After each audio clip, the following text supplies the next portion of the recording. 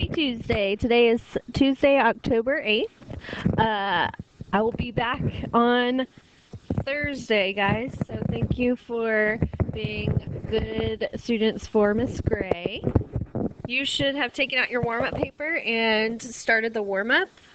Again, this video can be paused at any moment that you need to catch up on notes or have discussions on what you're seeing on the notes. So I'm just going to go ahead and start going over the warm-up. If you're not finished, Miss Gray can certainly pause it, but it shouldn't take you very, very long to do it. So on number 1, you're comparing these two rational numbers. And if I were you, I would convert 7/8 to a decimal, which we know is this. And since the 7 is repeating in this decimal, we know that there are more 7s after it. So this could be forever and ever 7s. And since they're positive numbers, I don't need to think in reverse. So that means since there's a 5 in the thousands place here and a 7 in the thousands place here, this would be a greater than.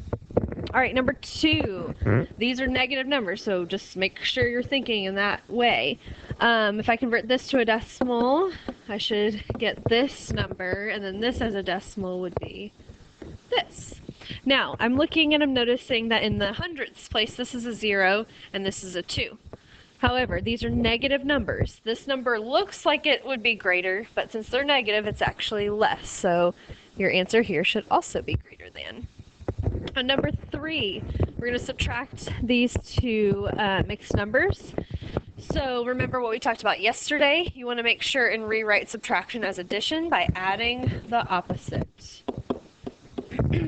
Again, it's very important for you to know your integer rules for this, otherwise it's going to be very tough. So I add the fractions first. 1/4 plus 3/4 is 4/4, so I know in my brain that's going to be 1. And then -4 and -5 makes -9.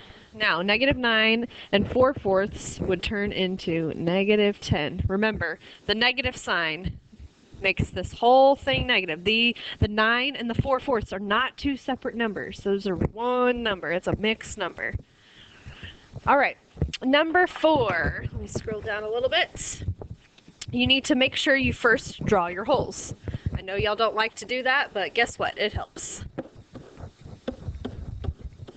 All right, so remember, the only thing you don't write are the variables. Everything else you keep. So I kept the subtraction sign, I kept the open parentheses, I kept the negative sign with R.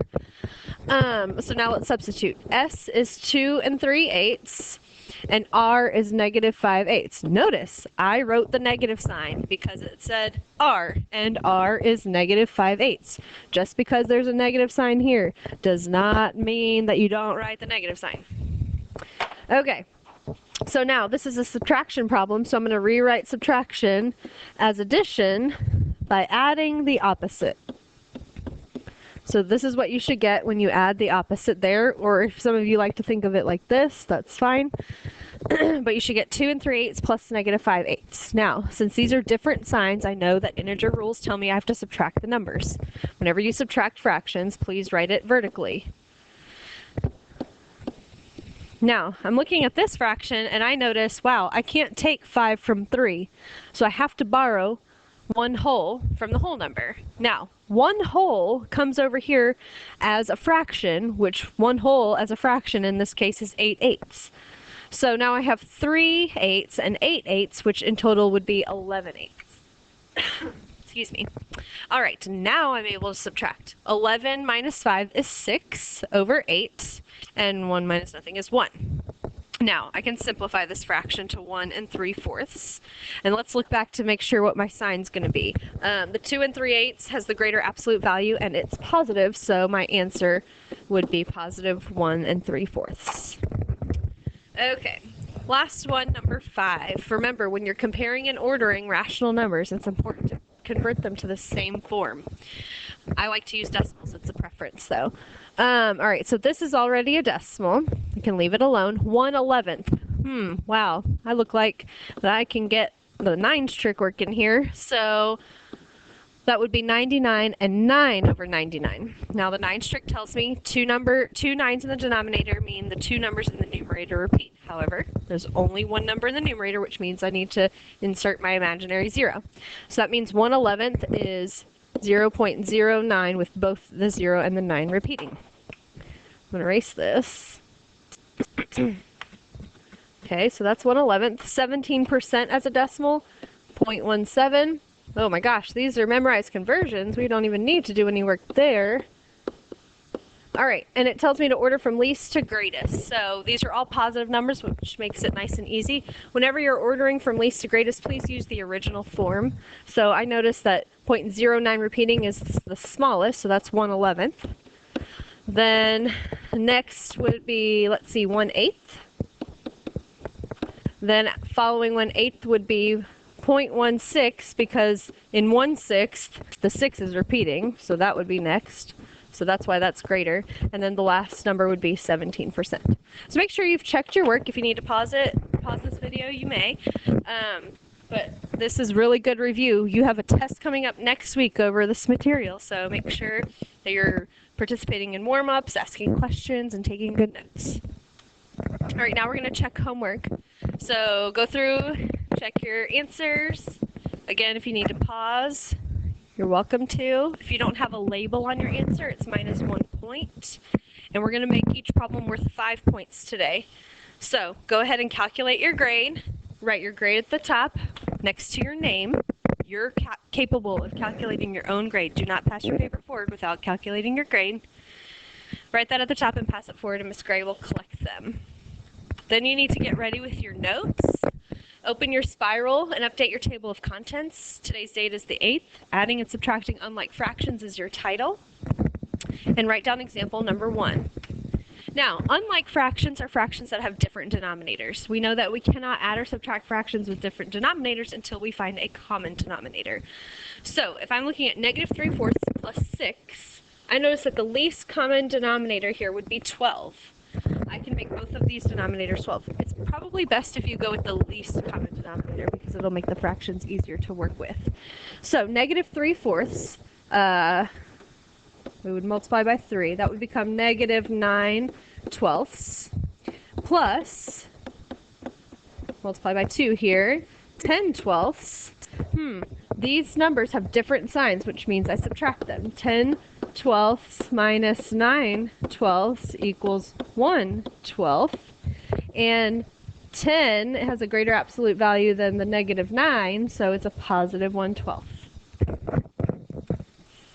Number 2, least common denominator in number 2 would be 15. So 5 2/3 would become 5 10/15 minus 2 9/15.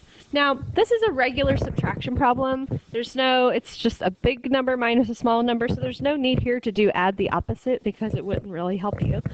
You know, in the end, you're going to be subtracting this fraction, so I would recommend rewriting it vertically. And I see that I can take 9 from 10. 10 minus 9 is 1. Keep your denominator. 5 minus 2 is 3. And again, 5 was our greater fraction, so our answer is positive. Make sure you've got these examples in your notes. All right, number 3, another substitution of variables. Again, draw your holes. Do that right now in your notes. Draw your holes. You only omit the variables, x and y. Everything else stays the same, the minus and the negative. Now, if you do that correctly and you substitute in your values, your expression should look like this. X was -5/8, y is 3 1/6. Okay, well, a couple things first I noticed. I noticed this right here. The opposite of -5/8 would be +5/8. So we can go ahead and eliminate that extra negative sign. -3 1/6. All right, now I need to get a common denominator. And my least common denominator here would be what? 24, yes. So I can multiply by 3 here. And over here, I would need to multiply by 4. So that's 4 24ths. Okay, now subtraction means add the opposite.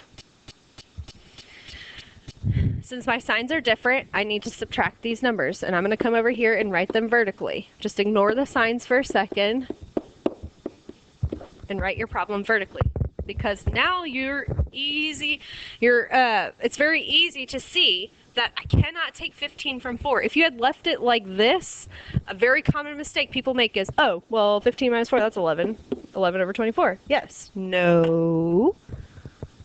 Write it vertically. It helps. I can't take 15 from 4, so I need to borrow 1 whole. Well, 1 whole as a fraction is 24 over 24.